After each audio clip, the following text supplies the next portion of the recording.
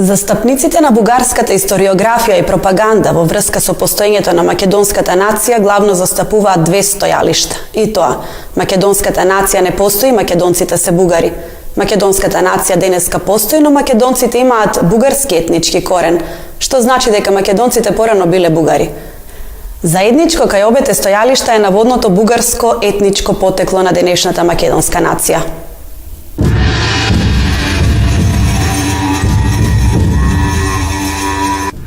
За да утврдиме најлесно дали македонците и бугарите имаат или немаат заеднички етнички корен, ќе ја повикаме на помош етногенезата.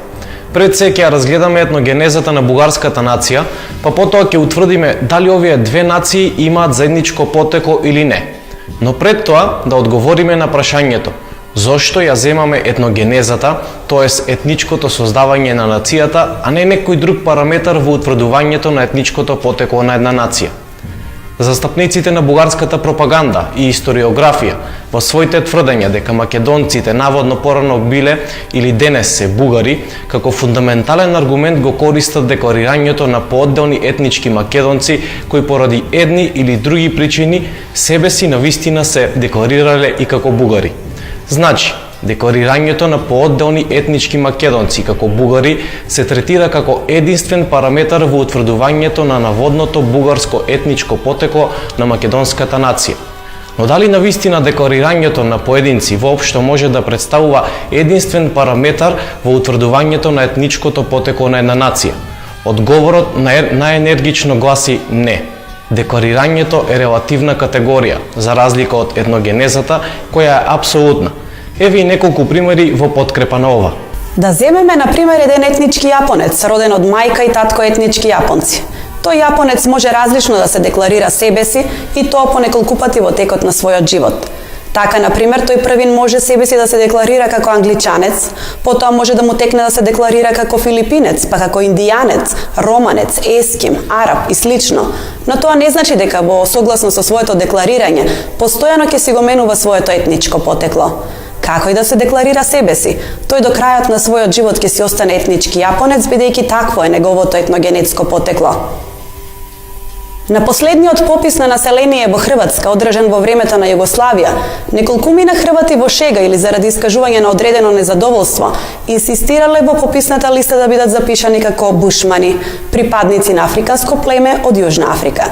Се разбира дека желбата им била исполнета, со што им биле задоволени човековите права себе си национално да се декларираат онака како што ќе посакаат. Но зарем тоа значи дека тие преку таквото декларирање автоматски си го смениле и своето етничко потекло? Тоест дека овие Хрвати преку ноќи навистина добиле потемна боја на кожата и се престориле во етнички бушмани? Не само што наведените Хрвати себе си решиле национално да се декларираат како бушмани, туку така можеле да бидат нарекувани од страна на други луѓе, нивни соседи, пријатели, роднини и слично. Тоа исто така не значи дека тие и навистина се етнички бушмани.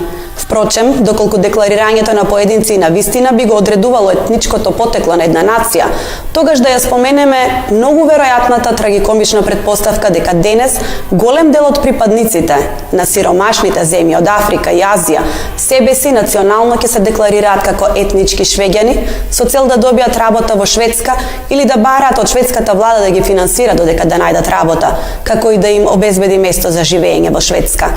Но такво нешто не може да се случи, а причината е токму во етногенезата. Етничкиот етиопјанец, колку и да се декларира како етнички швеѓанец, никогаш не може да биде тоа, бидејќи неговата етногенеза е различна од етногенезата на етничкиот швеѓанец. Во контекст на ова, ќе ги споменеме и дел од македонските преродбеници од 19 век, Парличев, Миладиновци и други. Некои од нив, поради неинформираност, отпрви себе си се декларирале како грци, а потоа како бугари. Па зарем тоа значи дека тие прво биле етнички грци, а потоа преку ноќ се просториле во етнички бугари? Бројни вакви случаи има и во бугарската историја, но денешната бугарска пропаганда молчи за нив.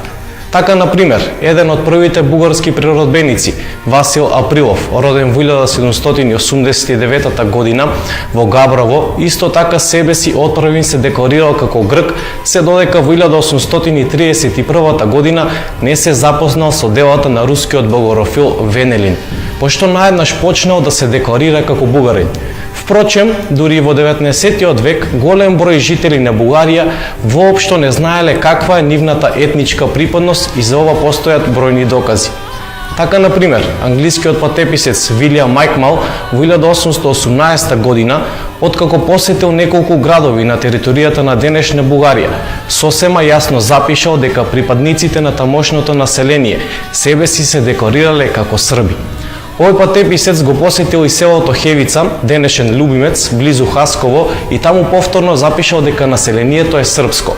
Дека на територијата на Бугарија живеат срби, тврдел и истакнатиот француски дипломат Бузбек, кој дури 2 пати престојувал во Бугарија.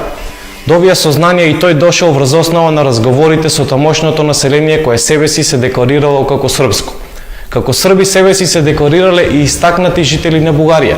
Еден од нив бил Јован Рајко од Видин, кој не само што тврдел дека во Бугарија живеат срби, туку и самиот оставил значајни дела за српската историја. Исте и случајот со Никола Пашик од Тетевен, кој исто така се декларирал како србин, па и тој оставил значајни дела за српската историја. Имало и бројни бугари што себе си се декларирале како грци, а така биле третирани од страна на странски патеписци. Патеписецот Адам Нил во 1805 запишал дека во Разград живеат само грци, евреи и турци, ни трага од бугарите. Џон Галт, кој во 1811 ја посетил Софија, исто така запишал дека таму живеат грци.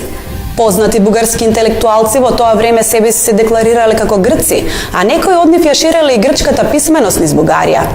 Некои од нив се Деметриус Александридес, лекар од Трново, кој ја превел на грчки историјата на Грција, Анастасиус Георгиадес од Пловдив, кој преведувал медицински книги на грчки, Никола Савов, интелектуалец од Трново, кој сиот живот се декларирал како грк, Стефан и Александар Богороди од Котел, кои биле службеници во турската администрација, а себе си се декларирале како грци, и многу други. За декларирањето на огромен број бугари како грци пишували и тогашните историчари Голубински од Русија, Друмев, Шишманов и други. Тие забележале дека прифаќањето на грчкото етничко потекло од страна на населението во Бугарија било масовна и доброволна појава. Постојат и други називи за жителите на Бугарија низ историјата. Па доколку етничката припадност на еден народ се определува врз основа на себе декларирањето на поединци од тој народ, тогаш треба ли да се заклучи дека денешните жители на Бугарија порано биле етнички срби или етнички грци? Да заклучиме дека етногенезата е апсолутниот и единствен параметар што го одредува етничкото потекло на една нација и ги детерминира карактеристиките на таа нација. Ниту декларирањето на поединци, ниту нарекувањето со други инакви имења на припадниците од таа нација, ниту имањето или немањето на државотворна свест не можат да го детерминираат или да го променат етногенетското потекло на нацијата или на поединецот.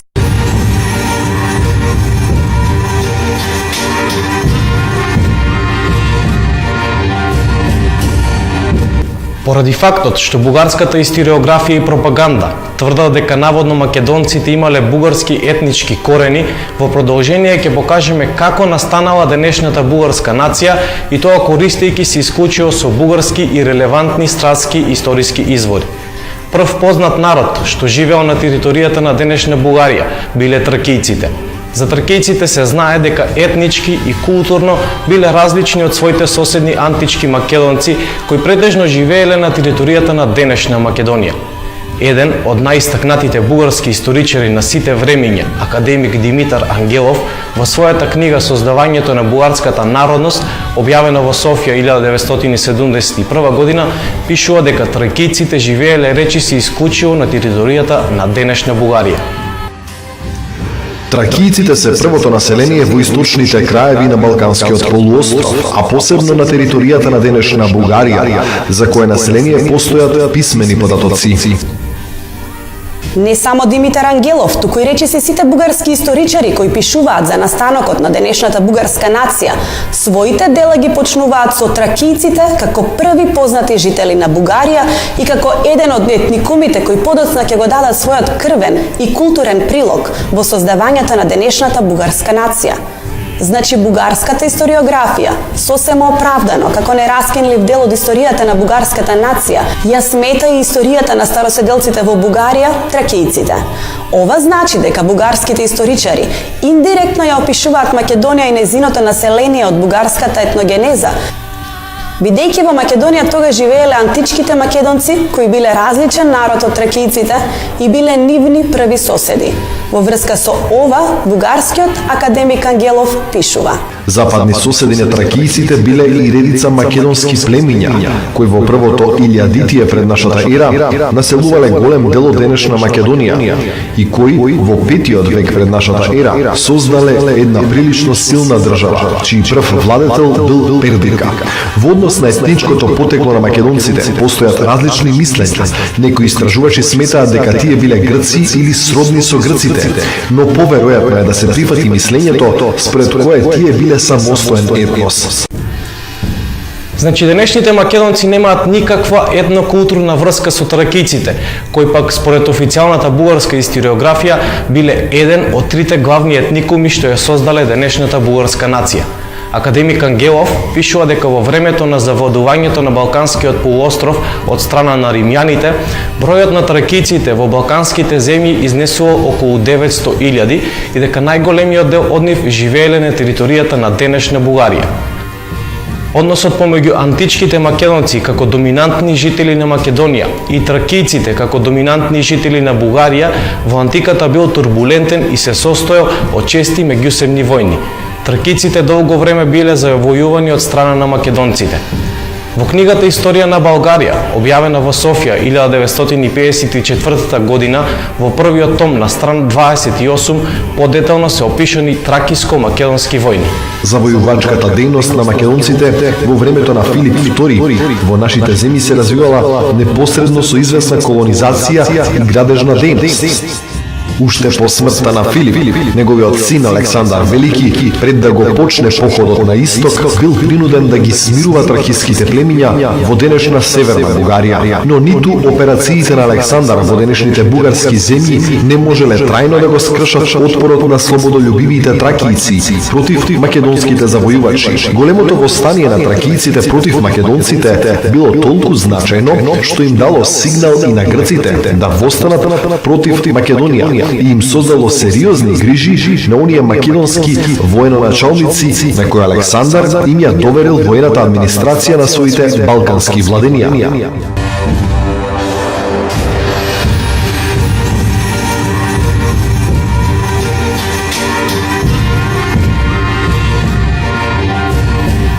Во продолжение на оваа книга е спомената бруталноста со која македонците владееле во окупираната од нив територија на денешна Бугарија. Бруталниот режим, остановен и подржан во нашите земји од страна на Лизимах, кој бил еден од генералите на Александар, ги направил македонските завојувачи уште поомразени, не само сред домородното тракиско население, туку и среде грчките колонисти по крајбрежјето на Тракија. Значи, не само што и овде античките македонци се јасно издвоени од грците, туку гледаме и дека помеѓу нив постоела голема омраза, а така било и помеѓу македонците и тракиците, како доминантни етникуми во Македонија и во Бугарија. Исто така видовме дека тогашните жители на Бугарија и на Грција одвај успеале да си ги ослободат своите земји од окупацијата што им ја наметнале македонците. Во 6 век, за време на големата преселба на народите на територијата на Бугарија, се појавуваат така наречените бугарски словени. Овде сме должни да објасниме дека терминот бугарски словени не е сосем адекватен, затоа што на територијата на Бугарија претежно се населил народот Анти, иако имало и помал број словени. Но, непрецизниот термин бугарски словени, кој всушност се однесува на антите, случајно или не до денес се задржа кај добар дел од научната и поширока јавност. За нив се знае дека биле 7 досега неидентификувани племиња и дека откако се појавиле на територијата на Бугарија, набрегу се населиле таму. По населувањето на антите на територијата на денешна Бугарија, по периодот на почетните непријателства, доаѓа до нивно сожителство и постепено етничко и културно мешање со староседелците тракијци.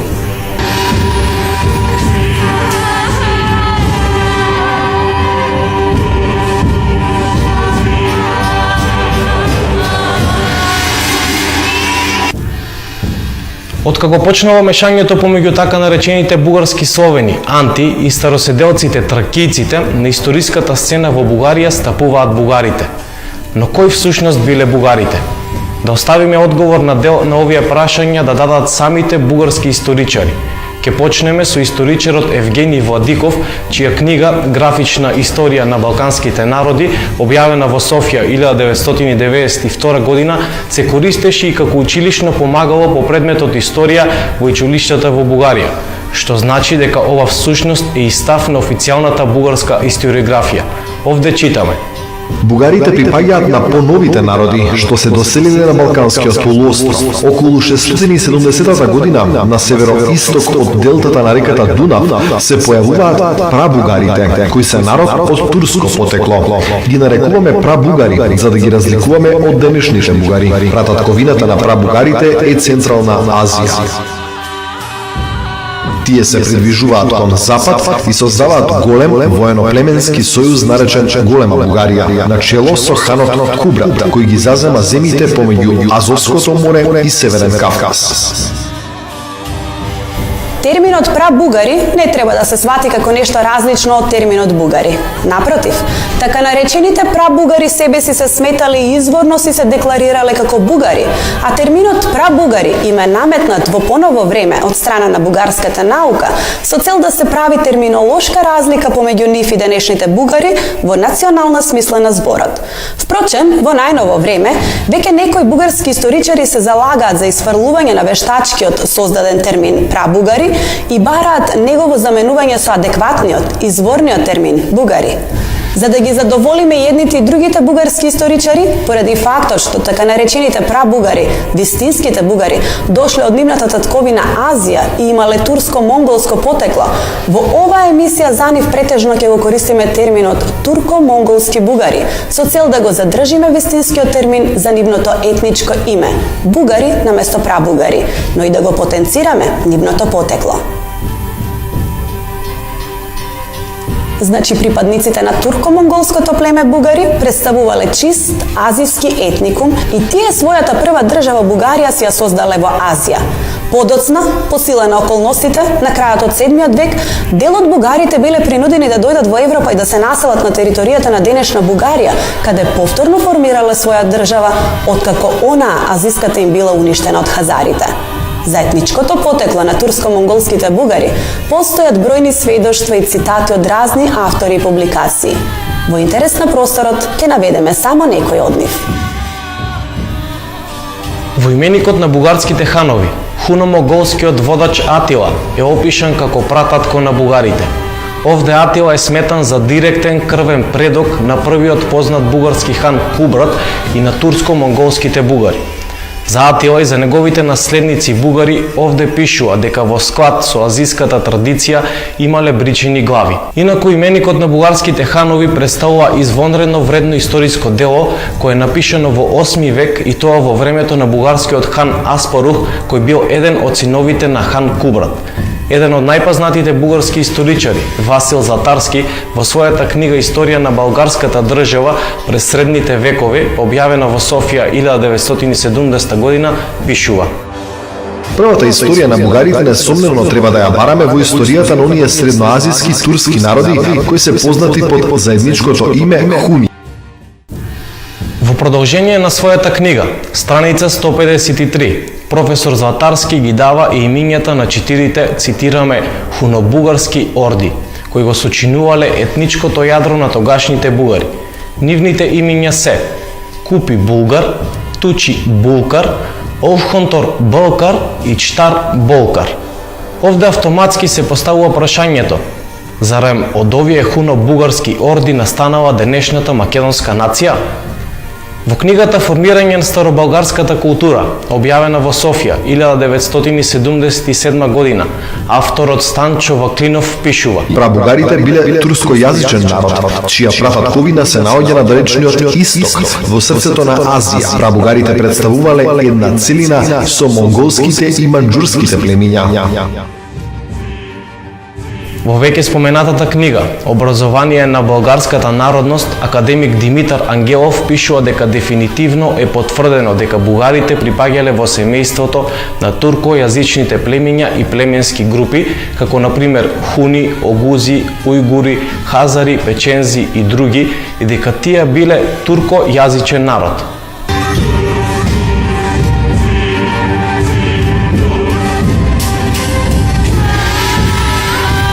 По доаѓањето на турско-монголските бугари на територијата на денешна Бугарија во 681 година, за прв пат е создадена Европска Бугарија.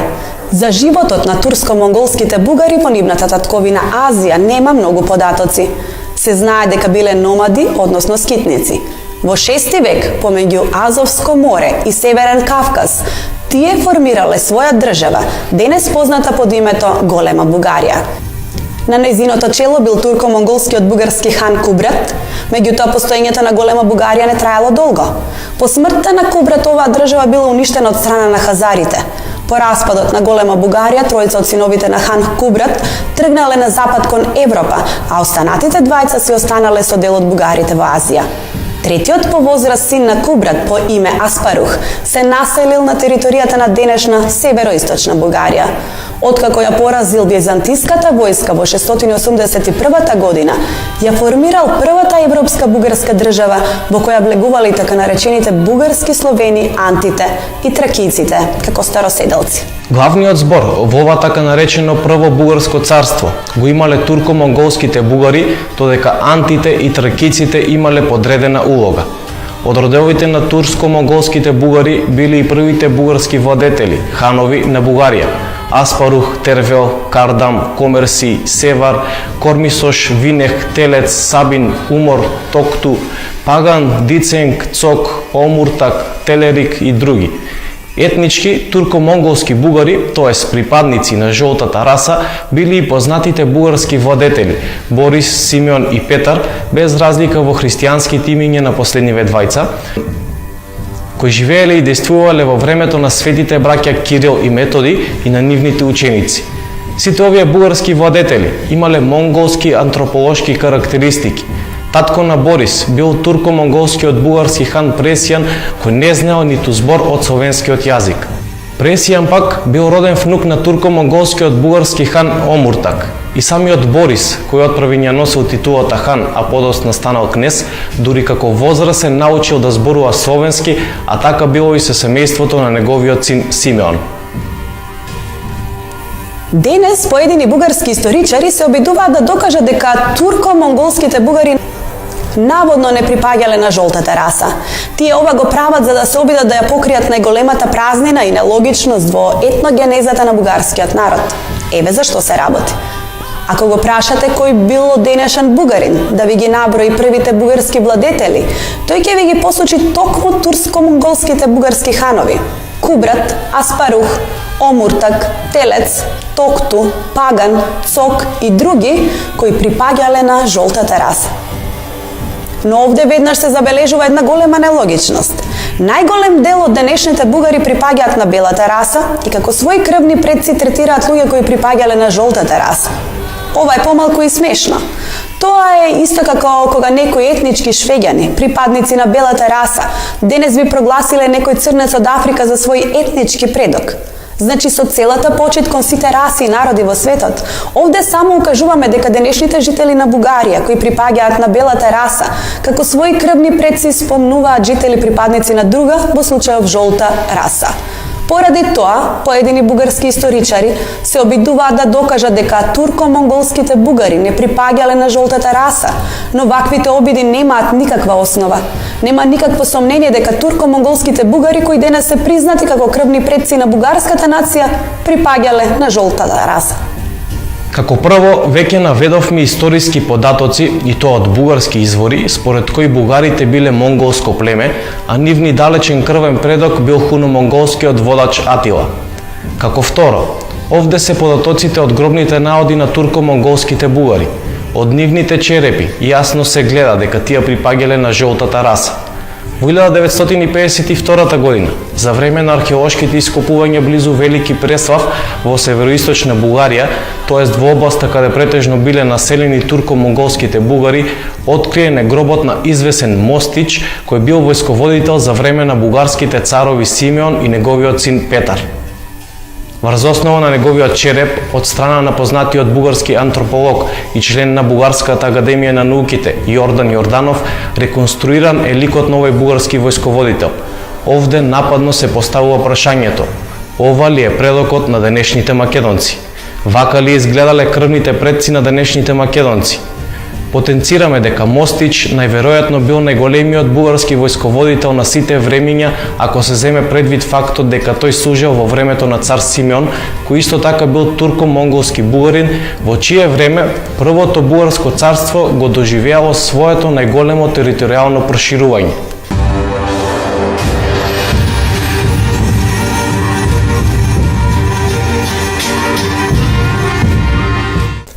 Во 70-тите години на 20-тиот век, од страна на бугарскиот академик Јорданов, извршена е реконструкција на лицата и од други черепи на турко-монголски бугари, пронајдени во гробницата во Девна, кои таму биле погребани во 9-тиот век.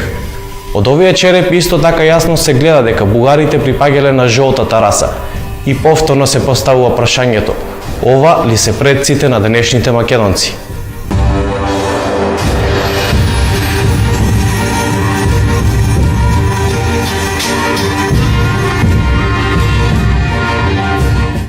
Како доказ дека турко-монголските бугари, кои денес се признати како први етнички предци на бугарската нација, припаѓале на жолтата раса, ќе ги споменеме и денешните татари кои живеат во Руската република Татарстан.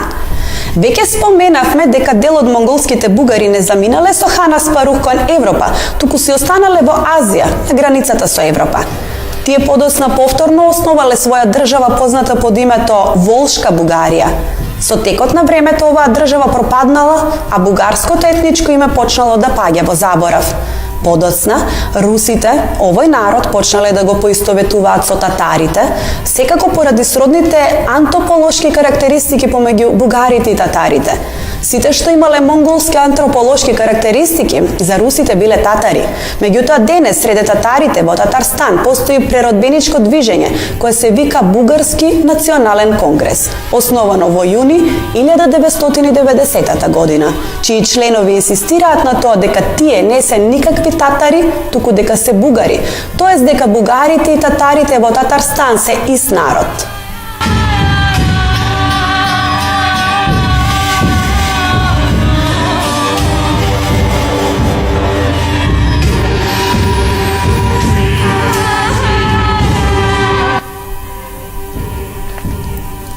Делегација на Бугарскиот национален конгрес од Татарстан во август 2000 година направи официјална посета на Бугарија на покана од председателот Петар Стојанов.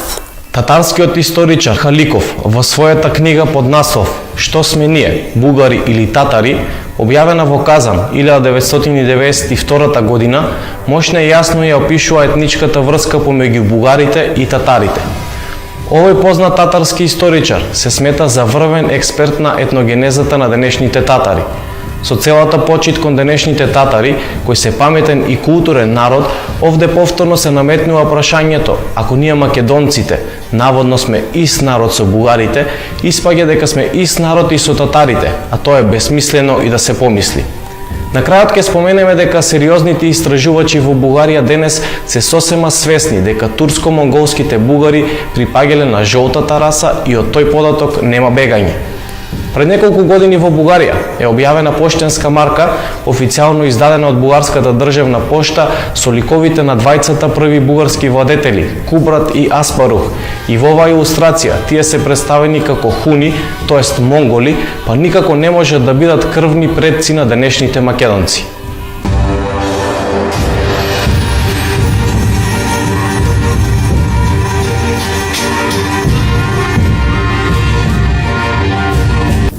Според официјалната бугарска историографија, денешната бугарска нација етногенетски е создадена од мешањето на староседелците тракици, словените анти кои се населиле во Бугарија во раниот среден век и турко-монголското племе бугари кои се населиле во североисточна Бугарија на крајот на 7 век и кои припаѓале на жолтата раса.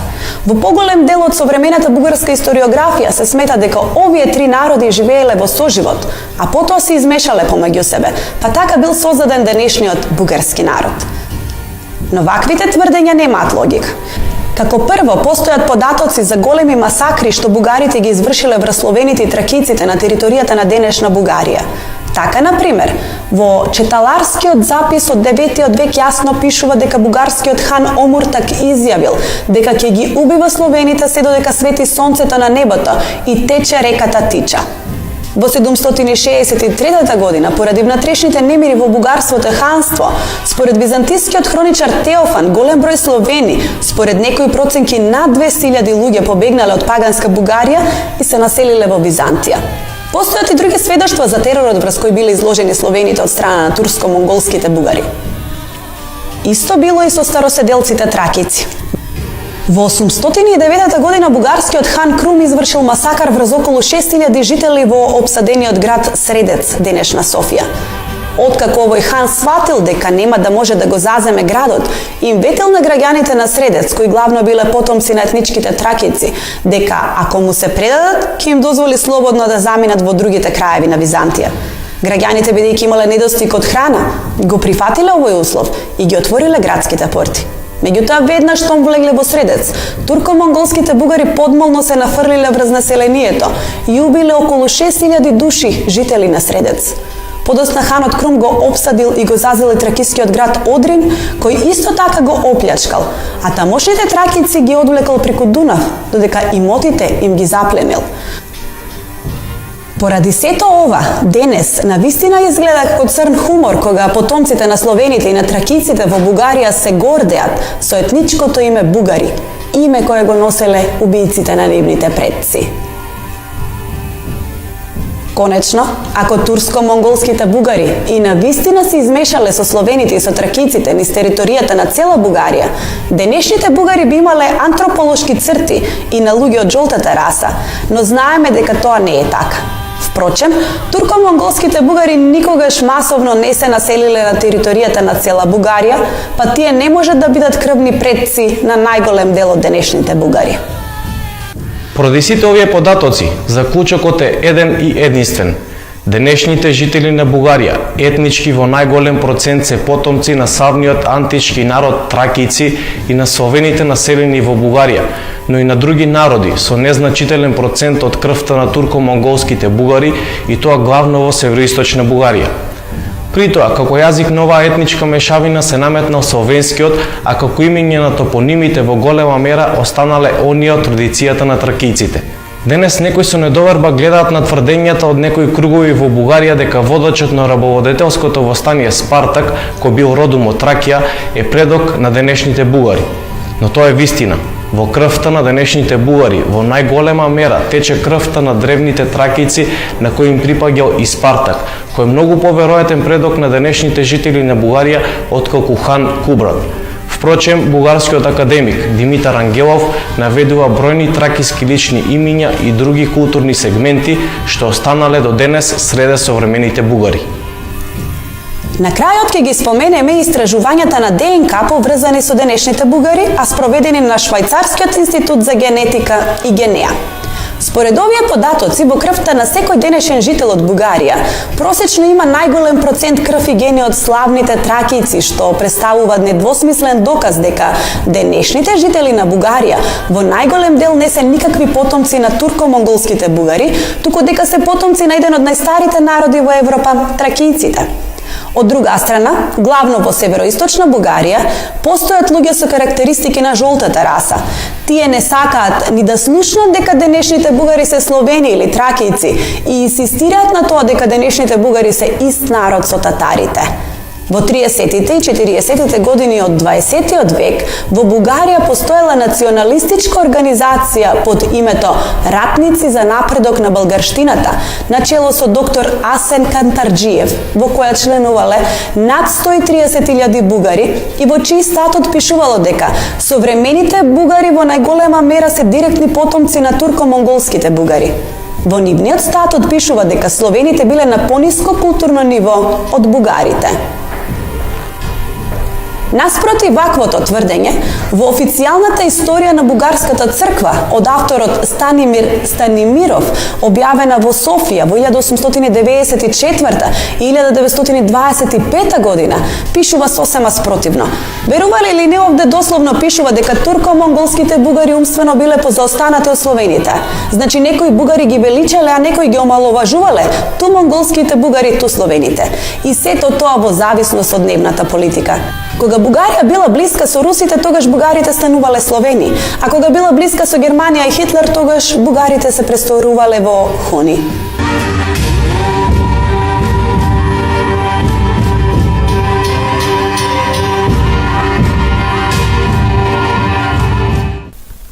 По досега изнесените податоци сами по себе се дефинираат етногенетските разлики помеѓу македонците и бугарите. Еве само некој од нив. Античките македонци ја приложиле својата крв, култура, територија и национално име во македонската, но не и во бугарската нација, бидејќи тие никогаш масовно не живееле во територијата на Бугарија.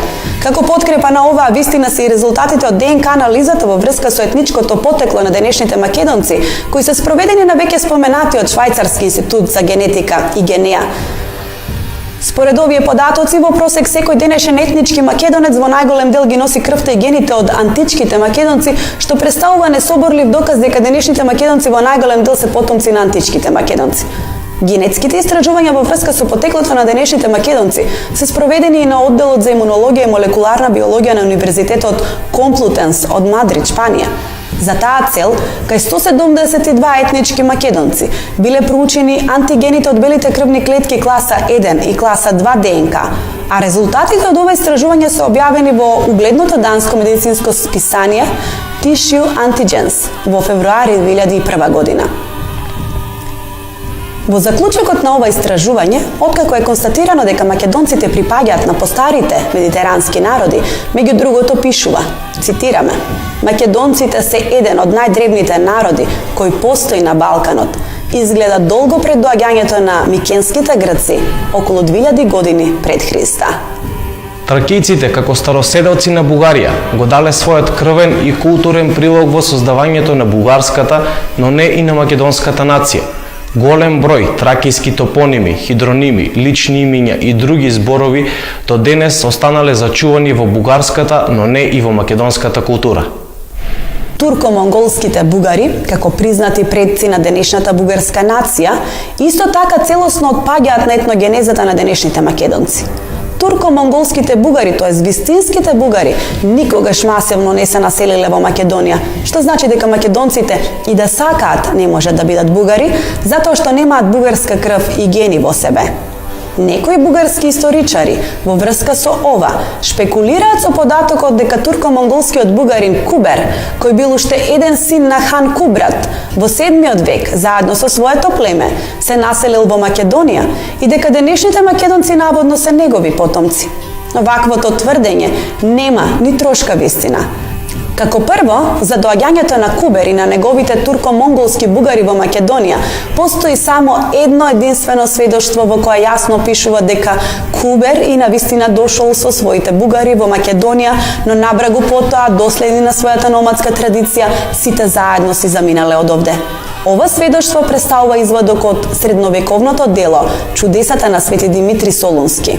Овде читаме: И тој Кубер ја премина победоносно споменатата река Дунав со целиот споменат народ, кој беше со него, дојде во нашата земја и го завладеа керамиското поле. Тие, откако се населија таму, посакаа да се вратат во своите родни градови, главно бидејќи си ја беа зачувале православната вера. Едните во нашиот, чуван од маченикот град Солун, другите пак во пресрекниот град и царица помеѓу градовите, а трети во другите градови на Тракија. На кој дел од Македонија се однесува терминот керамисиско поле?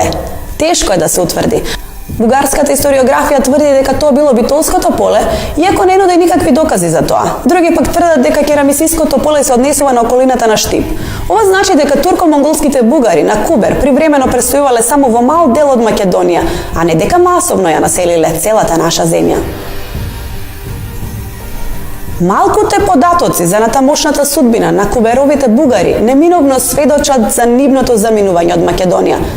Во врска со ова, во својата книга Македонија, историја и политичка судба, објавена во Софија во 1994 година, под редакција на професор Петров, читаме дека куберовите бугари почнале да се населуваат во Солун, но оттаму биле натоварени во бродови испратени во Цариград. Во истата бугарска книга пишува дека на крајот на куберовите бугари биле населени во Епир, каде што постепено се претопиле во тамошното население. Сепак најсилниот доказ дека овие турко-монголски бугари воопшто не се измешале со македонците за време на нивниот краткотраен престој во Македонија се однесува на антрополошките карактеристики на денешните македонци. Куберовите турко-монголски бугари припаѓале на жолтата раса, па ако тие се измешале со македонците околу Штип, Прилеп или Битола, денешните староседелци штипјани, прилепчани, битолчани би имале антрополошки карактеристики и на луѓе од жолтата раса, но тоа секако не е така. Од илустрациите со ликовите на вистинските етнички турко-монголски бугари, јасно се гледа дека ниту еден денешен македонец, според антрополошките карактеристики, не личи на нив, со целата почит кон нив и кон нивната култура. Во македонскиот фолклор не постои ниту една народна творба посветена на кој да било бугарски хан, цар или каков бил друг турко-монголски бугарски бојар или кафхан во која тие да се опишани како наши македонски.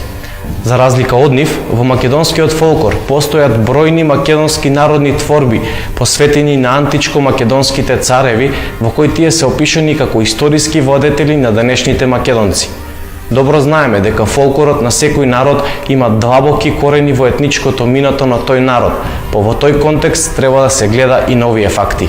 Ниту едно од првите познати бугарски лични имиња, Кубер, Омуртак, Токту, Паган, Цок, Телец, Батбајан, Котрак, Тервел, Кардам, Бутаил, Ермијар, Есхач, Имник, Избул, Окорсис, Осхун и слични на нив денес ги нема среде македонците, додека бројни имиња што ги носеле античките македонци ги носат и денешните македонци. Првите бугарски ханови, тоест најдлабоките официјално признати жили на етничкиот корен на денешна бугарска нација, Телец, Токту, Паган, Омуртак, Винех, Умор, Телерик, Кубрат и другите како нив, никако не може да бидат првите крвни предци на денешната македонска нација, затоа што добар дел од нив немале ни стапнато во Македонија, а некои од нив и жестоко војувале против македонското население. Првиот признат владетел на денешната бугарска нација, ханот Кубрат, не само што никогаш во животот немал ни слушнато за Македонија, туку тој немал ни стапнато во Европа, бидејќи сиот свој живот, исто како и неговите монголски предци, си живеал во својата татковина Азија. Значи надвор од умот е да се тврди дека овој хан е етнички предок на денешните македонци. Да го споменеме и фактот дека првите бугарски символи биле конјска опашка која се веела закачена на копје наместо знаме и глава на вол која била символ на првиот бугарски грб. Ни за овие символи не постои никаква историска свеска и денешните македонци. Ниту еден македонец никогаш во својата историја не веел конјска опашка кога одел да војува. Конјската опашка, како знаме кај бугарите, била прифатена поради тоа што тие како номадско племе, додека живееле во Азија, главно се занимавале со одгледување коњи. Коњите за нив биле многу значајни. Тие со нив патувале и војувале, и не случајно името на најзначајниот бугари на сите времења, ханот Аспарух, етимиолошки значи коњ, поточно виорен коњ. За отстранување на конјската опашка која со векови се веела наместо знаме кај бугарите, прв се заложил дури турко-монголскиот бугарски кнез Борис и тоа како го примил христијанството. За разлика од бугарите, за македонците се знае дека од давнина го чуваат споменот на древното 8-зрачно и 16-зрачно сонце. Секој што ќе ја посети, која било македонска православна црква, манастир, галерија, каде има македонски средновековни и нововековни фрески или икони, може и самиот да се увери дека слични или исти представи на 8-зрачното и на 16-зрачното античко македонско сонце се среќаваат на огромен број икони и фрески.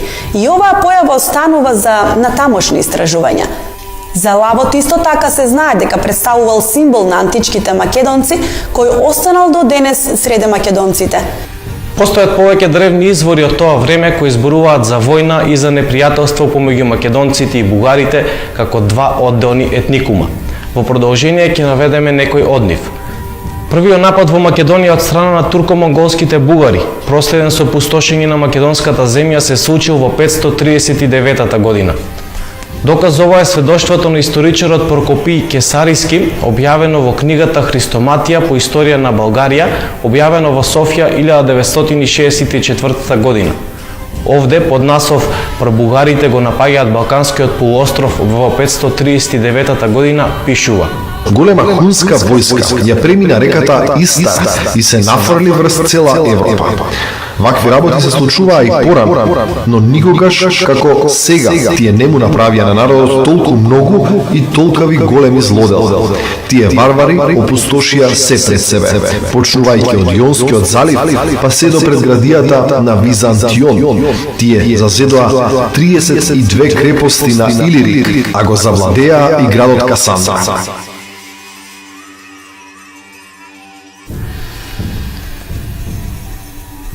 Токму овде гледаме дека во овој документ турко-монголските бугари се наречени хуни.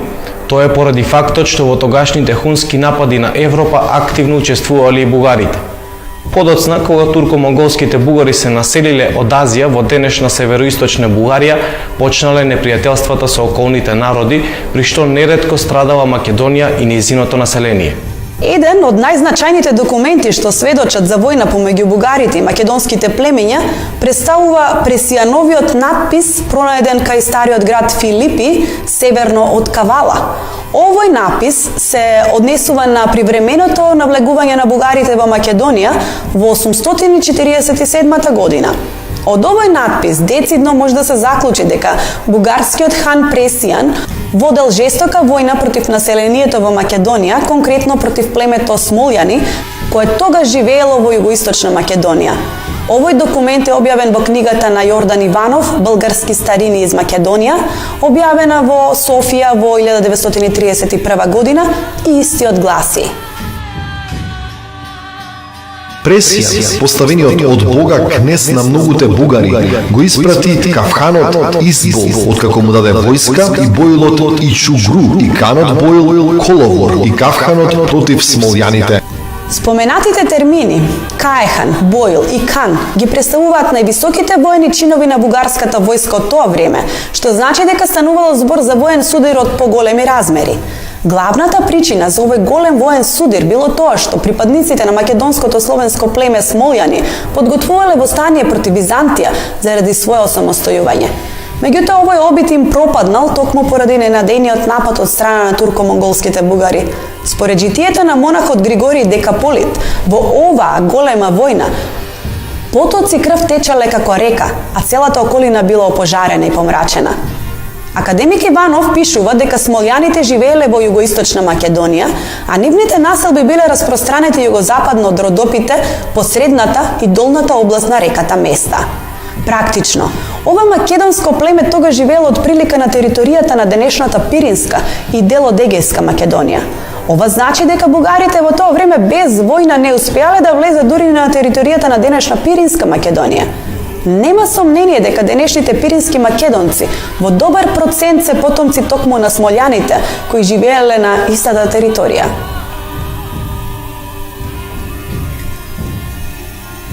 Денес, мнозина пирински македонци се декларираат како бугари, иако токму бугарите своевремено војувале против нивните предци смолјани. Некои современи бугарски историчари ја фалсификуваат содржината на Пресијановиот надпис, па зборот против го фалсификуваат со зборот кај. Тие тврдат дека наводно бугарите не бојувале против смилјаните, туку отишле кај нив за да им помогнат во борбата против Византија. Но ова е ноторна лага.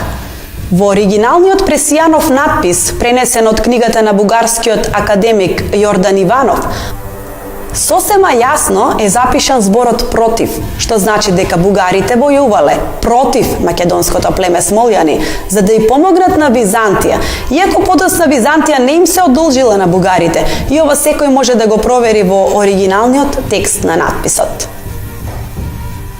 Ханот Пресијан подоцна бил заменет со својот син Борис, кој објавил војна на Византија при што повторно пострадале Македонија и незиниот народ. Борис до 864 година и самиот ја носел азијатската титула хан, а потоа бил преименуван во кнез. И неговиот наследник и син, покрастениот цар Симеон, им нанесол многу страдања на македонците. Членовите на семејството на бугарскиот цар Симеон дома се изборувале на мајчиниот турко-бугарски јазик и тие допрва почнале да го учат словенскиот јазик. Постојат страотни сведоштва за разорнувачките војни што Симеон ги водел на територија на Македонија, каде неговите војски уништувале се пред себе. Цариградскиот патриарх Никола Мистик за навлегувањата на бугарските војски во Македонија возбудено констатирал: Кога си припомнувам за толкавиот број разрушени храмови, манастири и домови, за убиените епископи, за силуваните девици, за измачуваните монаси, како можам да се надевам дека Бог ќе го заборави сето ова? Запустошењето од страна на војските на бугарскиот цар Симеон во Македонија, византискиот цар Лав Ѓакон во својата историја запишал: Во месец септември, втор индикт, Симеон Бугаринот повторно настапил со својата војска против Цариград. Притоа ги оплячкал Тракија и Македонија, каде се опустошил и разорнал. Византискиот историчар Симеон Логотет за разорнувањата на Македонија од страна на бугарскиот цар Симеон напишал: Во месец септември, бугарскиот кнез Симеон со целата своја војска дојде до Цариград и притоа ги оплени Тракија и Македонија. Таму тие разурнаа и запалија се и ги исекоа овошките. Овде сами по себе се поставуваат прашањата: чија земја уништувал турко-монголскиот бугарин со крстено име Симеон и чии жени силувале припадниците на неговите војски? Зарем тие си ги силувале собствените сонароднички доколку наводно македонците биле етнички бугари? Македонците страдале од бугарите и во времето на така нареченото Второ бугарско царство. Посебно познат по несреќите што му ги донел на македонското население бил владетелот на оваа држава Калојан. За неговите злодела врз македонскиот народ, авторот Владислав Граматик напишал: Тој Калојан, при секое враќање од борбите што ги водеше против ромеите, ја пустошеше македонската земја и извршуваше многу жестокости врз населението. Засолништата им ги рушеше до темел, а многу народ одведе во пленство и го пресели преку Дунав.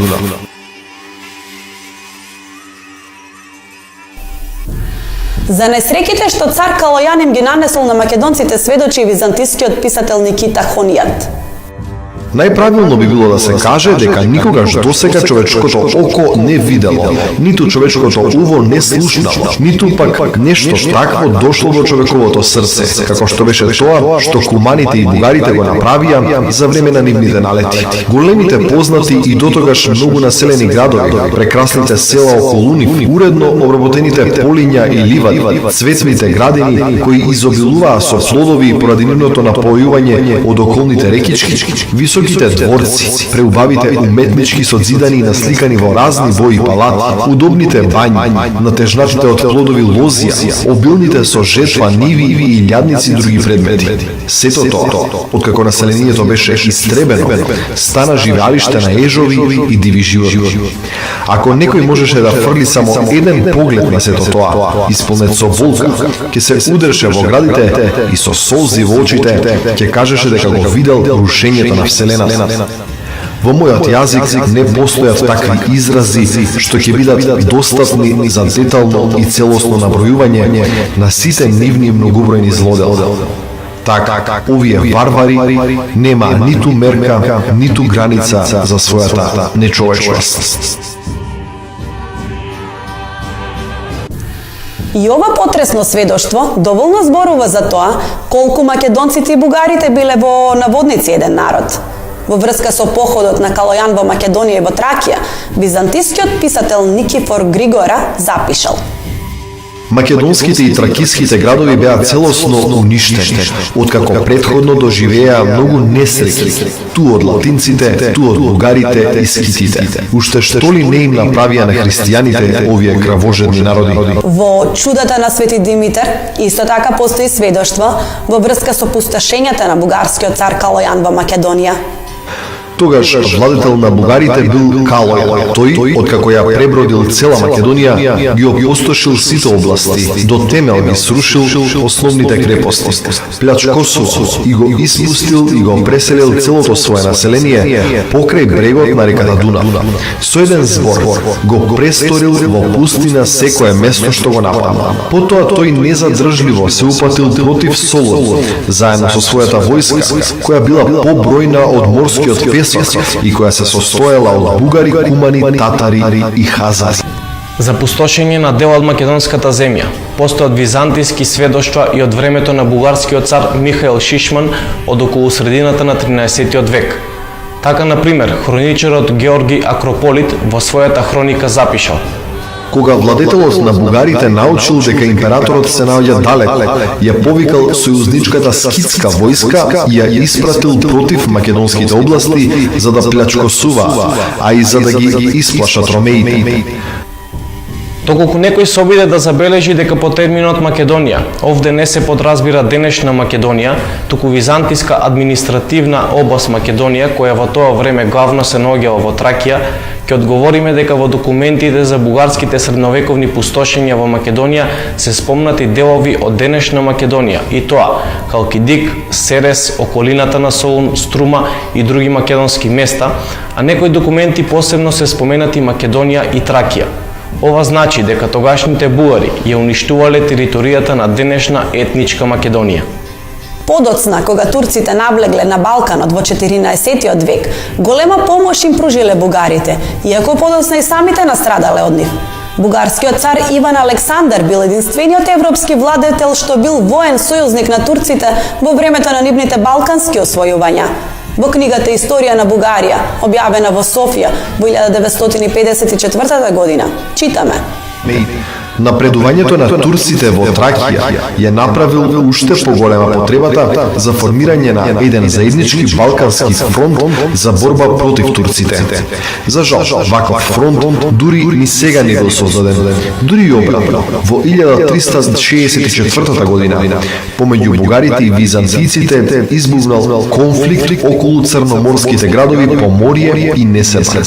За да им се спротивстави на византиците, Иван Александар се послужил со турски наемници и склучил сојуз со султанот Мурат.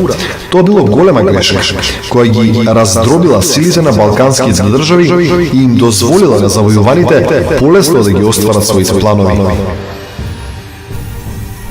Потоа турците ја окупирале Македонија, откако претходно ги поразиле македонските феудалци кај Черномен близу реката Марица во 1371 година.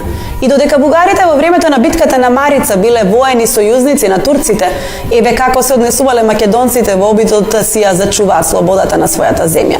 Во цитираната книга Историја на Бугарија се вели: Во битката кај Черномен турците започнале да настапуваат кон запад и навлегле во Македонија. На повеќе места тие наишле на јуначки отпор од страна на населението, кое докрај се борело за заштита на своите родни огништа. Драстичен пример за својата храброст дале жителите на Битола, кои долго ги одбивале непријателските одреди. Бугарите го раскинале војниот сојуз со Отоманската империја дури по смртта на Иван Александар, пошто и тие потпаднале под власта на турците. Сите досега изнесени податоци јасно зборуваат дека македонците никогаш немале и немаат бугарски етнички корени, затоа што никогаш во историјата не дошло до масовно мешање помеѓу бугарите и македонците. Во 19 век населението во Бугарија со помош на Русија успеало повторно да создаде своја држава, поотогаш нивната пропаганда среде македонците станува уште позасилена, при што неретко се користат и фалсификати, за што ќе зборуваме во некоја друга прилика. Имало периоди кога бугарите и бугарската држава многу им помагале на македонците. Ги прибирале македонските бегалци на својата територија и им дозволувале општествено да се организираат. По Втората светска војна, Бугарија и официјално го призна постоењето на македонската нација на своја територија. Но имало и периоди на терор и други форми на насилство против македонците. Иднината на нашите два народа е во соживот и пријателство, но и взаемна почит. Се што треба е Бугарија да го признае постоењето на македонската нација, со што ќе стане најдобриот сосед на македонците.